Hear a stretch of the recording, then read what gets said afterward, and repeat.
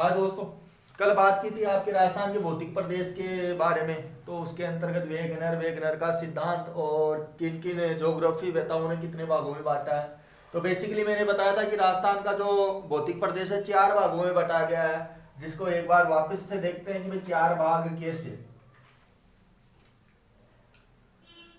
ये आपका राजस्थान है, ये उत्तर, ये दक्षिण, ये पूर्व और पश्चिम। तो कल जो अपन ने चर्चा की थी उत्तरी पश्चिमी मरुस्थलीय प्रदेश की, तो वो था आपका ये वाला भाग। ऐसे ये वाला भाग कहलाता है आपका उत्तरी पश्चिमी मरुस्थल प्रदेश। दूसरा जो मैंने बताया था अरावली प्रदेश, वो आपके आता है ये वाला हिस्सा, अरावली प्रदेश का, अरावली प्रदेश का हिस्सा। तीसरा मैंने भौतिक प्रदेश बताया था राजस्थान का पूर्वी मैदानी, तो ये वाला हिस्सा आपका कहलाता है पूर्वी मैदानी प्रदेश। चौथा जो मैंने बताया था दक्षिणी पूर्वी पठारी प्रदेश, तो दक्षिणी पूर्वी आपके ये वाला भाग हो जाता है दक्षिणी पूर्वी पठारी प्रदेश। तो इस प्रकार से राजस्थान को भौगोलिक या जलवायु के आधार पर 4 भौतिक प्रदेशों में बांटा गया है। पहला आपका उत्तरी पश्चिमी मरुस्थलीय प्रदेश था, जो अपन ने कल पढ़ लिया था। आज चर्चा करेंगे आपके अरावली प्रदेश। अरावली प्रदेश मतलब कि पर्वतमाला, पर्वत श्रृंखलाएं, पहाड़ियां, चोटियां, पठार, इनकी चर्चा करेंगे। बाकी तीसरा जो आता है वो आपका आता है पूर्वी मैदानी प्रदेश, जो राजस्थान का सबसे उपजाऊ प्रदेश कहलाता है। चौथा आता है आपके दक्षिणी पूर्वी पठारी प्रदेश, जो कि आपके मालवा के पठार या एमपी में विंध्याचल पठार से या पर्वत श्रृंखला से जुड़ा हुआ है। तो अब आज बात करते हैं आपके राजस्थान के दूसरे भौतिक प्रदेश के बारे में बात। तो देखो दूसरा भौतिक प्रदेश जो है वो आपका है अरावली प्रदेश। दूसरा भौतिक प्रदेश बताया गया है आपके अरावली प्रदेश। तो देखो अरावली प्रदेश की अगर बात करें तो उससे पहले इसका विस्तार पढ़ लेते हैं। तो देखो विस्तार कैसे है।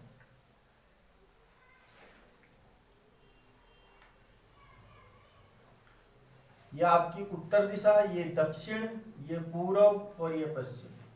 तो ये वाला क्षेत्र तो आपका आता है उत्तर पश्चिमी मरुस्थलीय प्रदेश के अंतर्गत। लेकिन जो अरावली प्रदेश है वो कैसे फैला हुआ है, तो देखो दक्षिण में लगता है अपने गुजरात। तो गुजरात में एक स्थान पड़ता है पालनपुर। तो पालनपुर गुजरात से शुरू होती है ये अरावली, और राजस्थान में प्रवेश करती है। राजस्थान में प्रवेश वो करती है आपके खेड़ बरहा सिरोही से। कहां से प्रवेश करती है? खेड़ बरहा सिरोही से प्रवेश करती है। प्रवेश करने के बाद में ये उत्तर की ओर बढ़ती है इस तरीके से, और उत्तर में राजस्थान से बाहर होती है। राजस्थान से बाहर की अगर बात करें तो बाहर चली जाती है आपके खेतड़ी झुंझुनू जिले से। खेतड़ी झुंझुनू जिले से बाहर हो जाती है।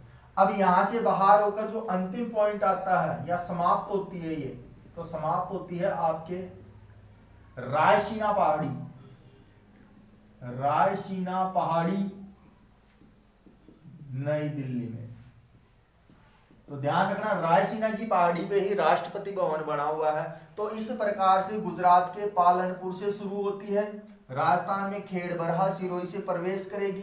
प्रवेश कर राजस्थान के करीब करीब मध्य से गुजरती हुई राजस्थान में बाहर हो जाएगी खेतड़ी झुंझुनू से, और आगे जाकर इसका जो अंतिम पॉइंट या समाप्ति क्षेत्र आया वो आएगा रायसीना की पहाड़ी दिल्ली। तो देखो इस तरीके से ये अपने राजस्थान में फैली हुई है। अब बात करते हैं कि भाई इसकी कुल लंबाई।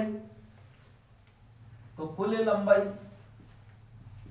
जो है वो इसकी बताई गई है 692 किलोमीटर की।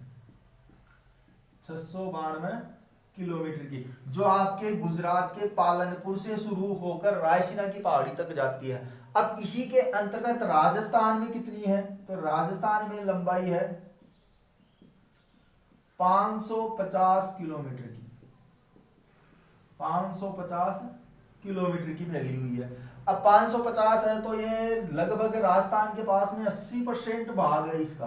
कितना? 80% भाग है अरावली का राजस्थान में। बाकी 10% गुजरात में है, 10% आपके दिल्ली हरियाणा के अंतर्गत आता है। अब देखो इसकी जो औसत ऊंचाई बताई गई है, वैसे तो हालांकि सबसे ऊंची जो चोटी है वो गुरु शिखर है जिसकी चर्चा बाद में करेंगे, लेकिन एक एवरेज ऊंचाई है वो है 930 मीटर। कितनी बताई गई है? 930 मीटर। अब ये भाई जाती किस ओर है? तो दक्षिण पूर्व से उत्तर पूर्व की ओर जाती है। अब इसकी चौड़ाई की बात करें कि चौड़ाई किस ओर बढ़ती है, तो चौड़ाई इसकी बढ़ती है उत्तर पूर्व से दक्षिण पूर्व की ओर बढ़ती है। जा तो कैसे रही है?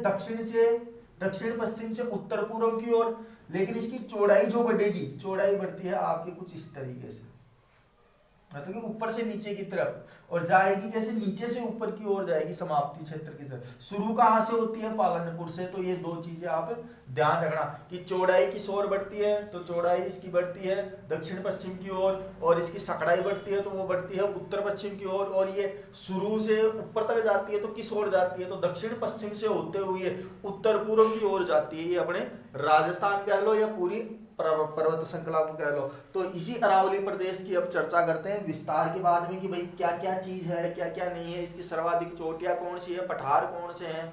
तो ये था आपके राजस्थान के अंतर्गत आने वाली अरावली प्रदेश का विस्तार या विस्तार भौगोलिक स्वरूप। अब देखते हैं भाई आगे।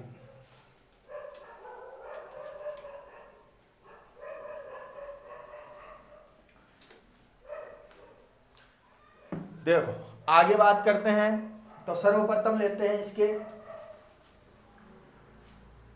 प्राचीन नाम।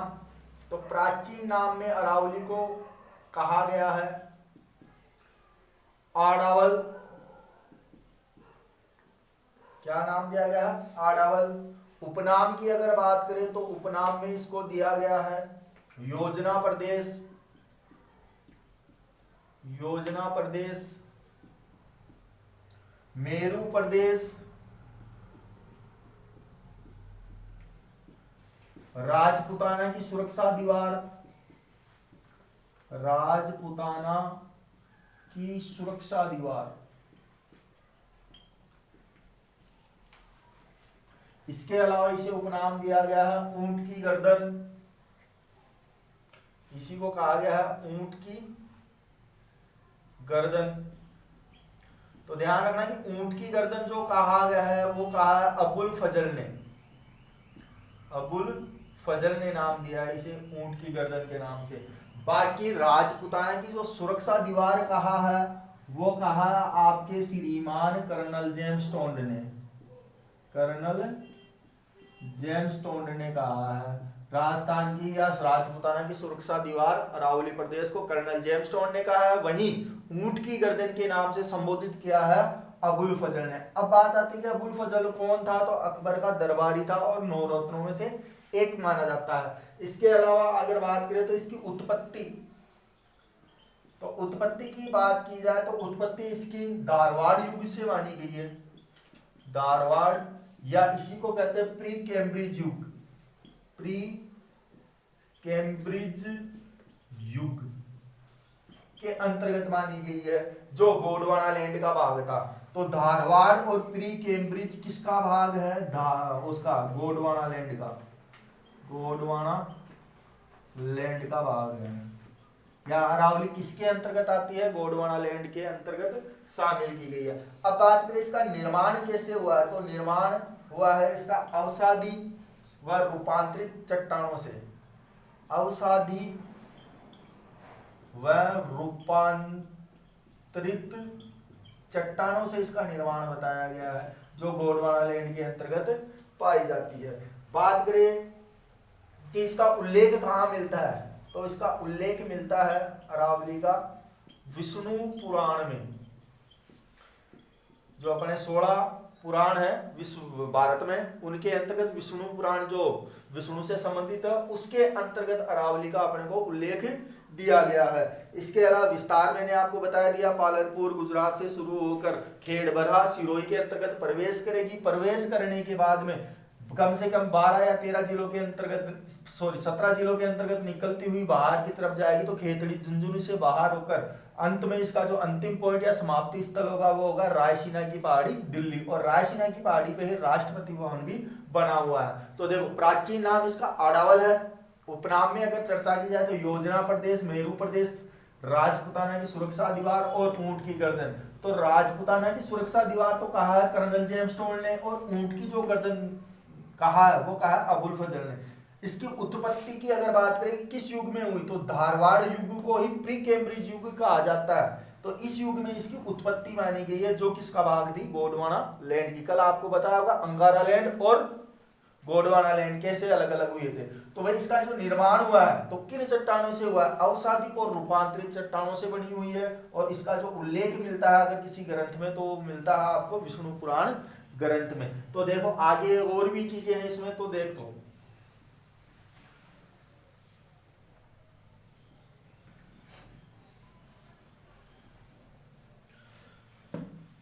आगे बात करें तो देखो ये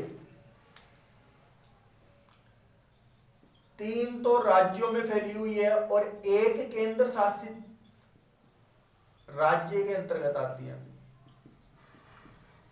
तो 3 राज्य कौन कौन से हैं आपके, देखो कहां से शुरू हुई थी, गुजरात से। गुजरात से शुरू हुई, कहां गई, राजस्थान में। राजस्थान से कहां गई, हरियाणा।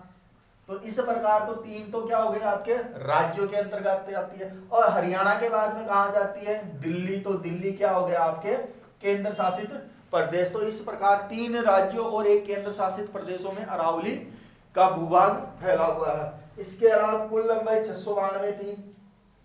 बात करें कि इसका राजस्थान में, तो देखो राजस्थान में ये जो 550 किलोमीटर की दूरी तय करती है या फैली हुई है, उसके अंतर्गत 17 जिले शामिल है। कितने, 17 जिलों को शामिल किया गया है। 17 जिलों के अंतर्गत आपने देखा होगा कि उदयपुर भी आता है और एक आता है आपके अजमेर। 17 जिलों के अंतर्गत उदयपुर और अजमेर भी आता है। तो उदयपुर में तो इसका क्या है, सर्वाधिक विस्तार है अरावली का। उदयपुर में सर्वाधिक विस्तार फैला हुआ है या सर्वाधिक रूप से फैली हुई है। और न्यूनतम या सबसे कम फैली हुई है तो वो है अजमेर में। तो न्यूनतम विस्तार होगा आपका अजमेर जिले में, न्यूनतम विस्तार। तो राजस्थान में 550 किलोमीटर की जो दूरी तय करती है अरावली, तो वो 17 जिलों में करती है। 17 जिलों में 2 जिले आपको याद रखने हैं आपकी, एक तो उदयपुर और एक अजमेर। बाकी आपको धीरे धीरे याद हो जाएंगे जैसे जैसे इसकी अन्य चोटियां आएगी। तो उदयपुर में सर्वाधिक रूप से फैली हुई है और न्यूनतम या सबसे कम कहाँ है इसका फैलाव, तो कहाँ है, अजमेर जिले के अंतर्गत। अब इसके बारे में अगर बात करें तो राजस्थान के क्षेत्रफल का, राजस्थान के क्षेत्रफल का 9% है। वहीं यहाँ पे जनसंख्या की बात करें तो राजस्थान की कुल जनसंख्या का कितना परसेंट, 10% जनसंख्या निवास करती है। वर्षा यहाँ पे 50 से 75 सेंटीमीटर होती है, 50 से 75 सेंटीमीटर तक यहाँ पे वर्षा होती है। इसके अलावा आप देखोगे 50 सेंटीमीटर जो वर्षा होती है वो अरावली को 2 भागों में बांटती है। तो 2 भागों में बांटने वाली 50 सेंटीमीटर वर्षा है, सेंटीमीटर वर्षा अरावली को 2 भागों में बांटती है। जैसे कि आपने कल पढ़ा होगा कि मरुस्थल को 2 भागों में बांटने का काम कौन करती है, 25 सेंटीमीटर वर्षा। अगर 25 सेंटीमीटर तक वर्षा होती है तो वो आता है शुष्क मरुस्थल, और 25 से अगर ऊपर होती है तो वो आता है आपके अर्ध शुष्क में। तो इसी प्रकार अरावली राजस्थान को भी 2 भागों में बांटती है, क्योंकि बीच में मध्य से निकलती है। तो अरावली राजस्थान को भी 2 भागों में बांटती है। अरावली राजस्थान को 2 भागों में बांटने का काम करती है, 2 भागों में बांटती है। तो देखो 50 सेंटीमीटर वर्षा तो अरावली को 2 भागों में बांटेगी और अरावली राजस्थान को 2 भागों में बांटेगी। इसके अलावा आप देखोगे तो मानसून उत्तरी पश्चिमी राजस्थान में वर्षा कम होने का मेन कारण भी क्या बताया गया है, अरावली को। क्योंकि जब मानसून हवाएं आती है तो इससे टकराकर वापस रिटर्न हो जाती है, कुछ ही मानसून हवाएं क्या होती है, पश्चिमी भूभाग में जाती है, इसीलिए वहां पे कम वर्षा होती है या 25 सेंटीमीटर की वर्षा पाई जाती है। तो देखो आगे और चर्चा करते हैं। तो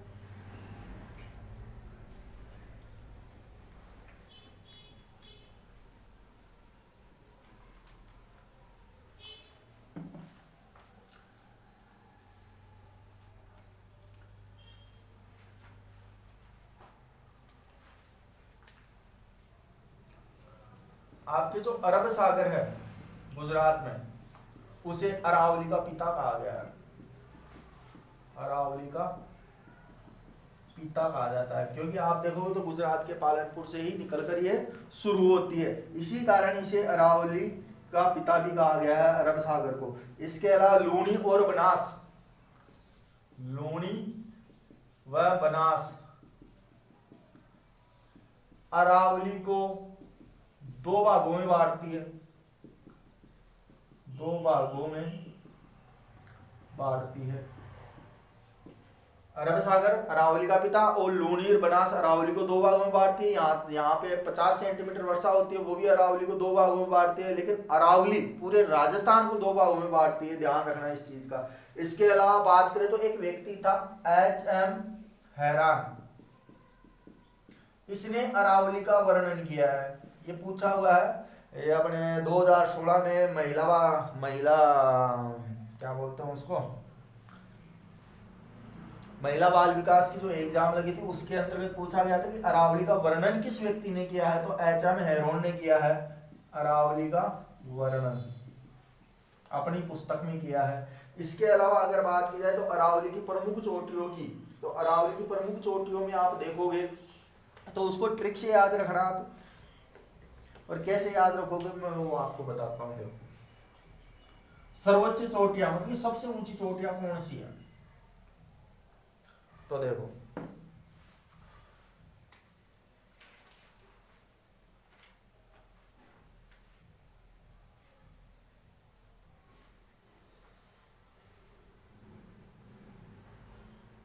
पहली आती है आपके गुरु शिखर, सर्वोच्च चोटियों में गुरु शिखर, क्योंकि सबसे ऊंची चोटी यही है, और ये कहाँ है, सिरोही में। इसकी अगर ऊंचाई की बात की जाए तो ऊंचाई है इसकी 1722 या 27 मीटर की, क्योंकि 5 मीटर का इसकी पहाड़ी की चोटी पर मंदिर बना हुआ है। तो देखो उपनामों में अगर बात करें तो उपनाम में इसी को कहा गया है संतों का शिखर, गुरु शिखर को ही संतों का शिखर भी कहा गया है, गुरु माथा भी कहा गया है, और हिंदू ओलंपस भी कहा गया है। हिंदू ओलंपस, हिंदू ओलंपस भी इसी को कहा गया है आपके गुरु शिखर को। तो भाई स्थिति तो यहाँ है, लेकिन यह ध्यान रहे कि जो ये गुरु शिखर है ये हिमालय जो कि आपके उत्तर में स्थित है, वह नीलगिरी जो कि आपके तमिलनाडु में स्थित है। हिमालय और नीलगिरी पहाड़ियों की मध्य की सबसे ऊंची चोटी भी कहा गया है इसे, मध्य की सबसे ऊंची चोटी, सबसे ऊंची चोटी भी कौन सी है, गुरु शिखर, या इसी को आप कह सकते हो मध्य भारत की सबसे ऊंची चोटी भी यही है, मध्य भारत, या दक्षिणी अरावली, दक्षिणी अरावली, या इसी को आप कह सकते हो दक्षिणी अरावली के अलावा दक्षिणी राजस्थान की, दक्षिणी राजस्थान की, या अरावली की सबसे ऊंची चोटी भी इसी को कह सकते हो, अरावली की सबसे ऊंची चोटी भी इसी को कहा जाता है, किसको, गुरु शिखर को। और यही राजस्थान का सबसे उच्चतम बिंदु भी कहा जाता है। तो देखो ऊंचाई 1722 या 1727 मीटर है, जिसे संतों का शिखर कर्नल जेम्स टोन ने कहा है, हिंदू ओलंपस भी कर्नल जेम्स टोन ने कहा है, गुरु माता, गुरु वशिष्ठ के नाम पे या गुरु वशिष्ठ के द्वारा इसको कहा गया है। हिमालय जो कि आपके उत्तर में स्थित है और नीलगिरी दक्षिण भारत में है, और इन दोनों के मध्य की अगर सबसे ऊंची चोटी पूछ ली जाए तो वो भी आपके कौन सी आएगी, गुरु शिखर।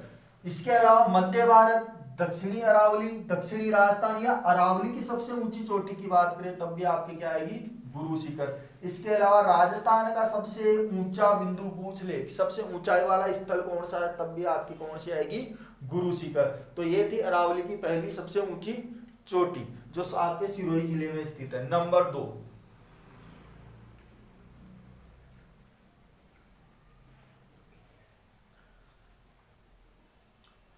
नंबर 2 पे आती है आपके अरावली की सबसे ऊंची चोटी शेर, और शेर भी कहाँ है आपके सिरोही में, और इसकी ऊंचाई है 1597 मीटर। तीसरी सबसे ऊंची चोटी आती है आपके दिलवाड़ा, और दिलवाड़ा भी कहाँ है आपके सिरोही में, और इसकी ऊंचाई है आपके 1442 मीटर की, 1442 मीटर। इसके बाद में नंबर 4 पे आती है आपके जरगा, और जरगा आपके कहाँ है, उदयपुर जिले में, जिसकी ऊंचाई है 1431 मीटर की, 1431 मीटर की। नंबर 5 पे अगर बात करें तो आती है आपके अचलगढ़, तो अचलगढ़ भी आपके कहाँ पड़ती है, सिरोही जिले में ही पड़ती है। तो ध्यान रखना कि अरावली की सर्वाधिक जो ऊंची चोटी है वो कहाँ पड़ेगी, आपके सिरोही जिले में, और अचलगढ़ की ऊंचाई है 1380 मीटर की, 1380 मीटर की।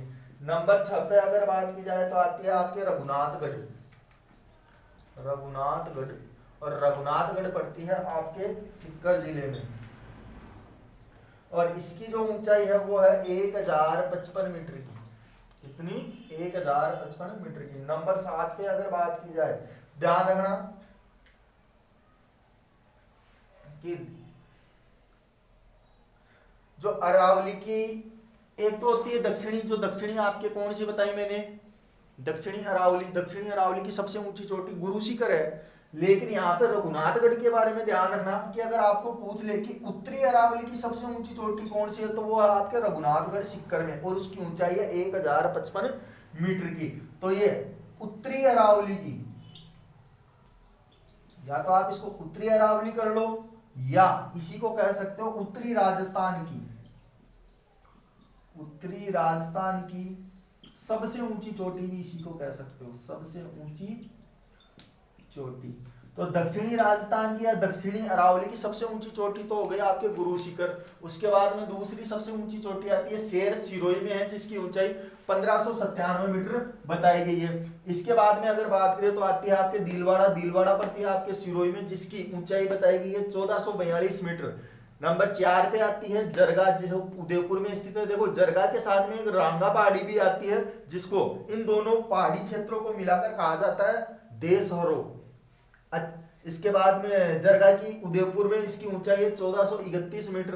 नंबर 5 पे आती है अचलगढ़, अचलगढ़ सिरोही में है, जिसकी ऊंचाई आती है 1380 मीटर की। रघुनाथगढ़ आपके पड़ती है सिक्कर में, जिसकी ऊंचाई है 1055। और इसी रघुनाथगढ़ की पहाड़ी को उत्तरी अरावली या उत्तरी राजस्थान की सबसे ऊंची चोटी भी कहा गया है, और दक्षिणी अरावली की सबसे ऊंची चोटी आपकी गुरु शिखर, मध्य भारत की सबसे ऊंची चोटी भी गुरु शिखर या हिमालय, और दक्षिण में नीलगिरी की पहाड़ियां जो कि आपके तमिलनाडु में पड़ती है।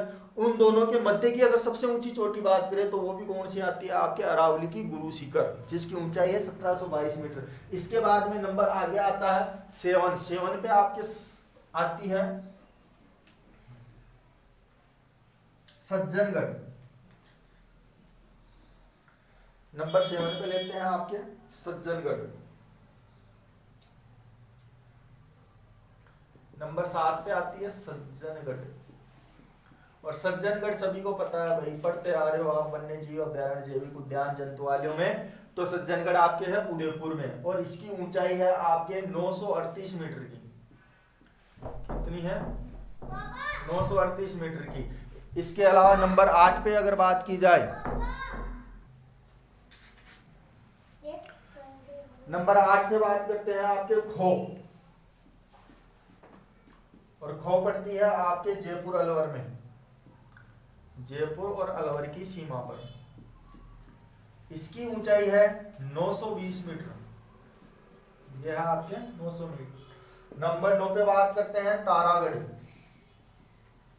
और तारागढ़ पड़ती है आपके अजमेर में। इसकी ऊंचाई है 873 मीटर की, और इसी को मध्य अरावली या मध्य राजस्थान की सबसे ऊंची चोटी कहा जाता है, सबसे ऊंची चोटी कहा गया है, ध्यान रखना इस बात का। इसके अलावा अगर बात की जाए कि राजस्थान की सबसे छोटी चोटी कौन सी है, तो उससे पहले देखो नंबर 10 पे आएगी बहराज, बहराज के बाद में आपके आती है बम्बई, और बम्बई के बाद में आती है नंबर 12 बैराट, और बैराट आपके पड़ती है जयपुर में। तो सबसे छोटी अगर चोटी की बात की जाए तो 704 मीटर की है कि कौन सी, बैराट। बैराज पड़ती है आपके अलवर में, जिसकी ऊंचाई है 792 मीटर, कितनी है 792 मीटर। बम्बई पड़ती है आपके झुंझुनू जिले में, और झुंझुनू जिले के अंतर्गत अगर बात की जाए इसकी ऊंचाई तो वो है आपके 780 मीटर की। तो इस प्रकार से ये सभी 12 सर्वोच्च ऊंची चोटियां मानी गई है आपके अरावली प्रदेश की। तो इसके बाद में आपके कल बात करते हैं अन्य क्षेत्र की या अरावली के अन्य भागों की। ठीक है, धन्यवाद।